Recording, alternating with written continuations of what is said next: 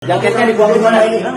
Disimpan. Disimpan di mana jaket ojeknya? Kronologi mahasiswa Unpad ditusuk hingga tewas, pelaku marah fotonya akan disebar, pura-pura jadi ojek online.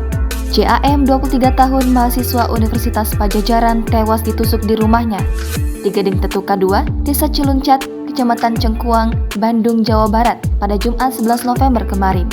Pelaku berinisial FA, 24 tahun, ditangkap anggota Satuan Reserse Kriminal Polresta Bandung di Kota Bandung pada Jumat 11 November lalu.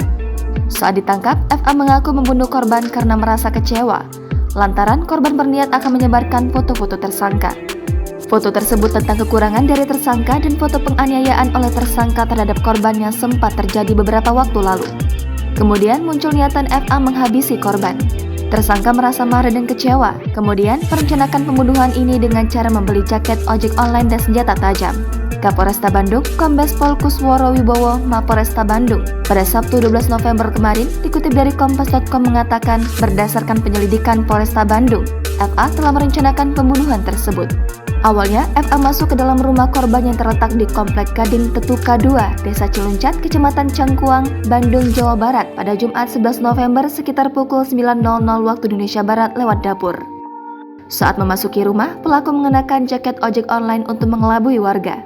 Tersangka sengaja masuk ke dalam rumah pura-pura mengantarkan paket supaya tersangka bisa berada di dalam rumah tanpa ada gangguan. Melihat korban di dalam rumah, FA menusuk korban dengan pisau yang dibawanya lalu kabur. Saksi sempat mendengar teriakan minta tolong dari korban. Namun warga tersebut tak berani untuk mendatangi rumah korban langsung. Para saksi juga sempat melihat pelaku keluar rumah dan langsung mengendarai sepeda motornya melarikan diri. Akibat tusukan tersebut, korban tak berdaya dan terkapar di atas kursi hingga ditemukan warga. Korban masih bisa berinteraksi dengan para saksi, kemudian langsung dilarikan ke rumah sakit, namun sampai di rumah sakit, korban dinyatakan meninggal dunia. Warga kemudian melaporkan kejadian itu kepada Polsek Cengkuang. Kapolsek Cengkuang lalu menginformasikan kepada Polresta Bandung hingga dilakukan penyelidikan. Polisi kemudian menangkap FA di hari yang sama pada pukul 14.30 waktu Indonesia Barat.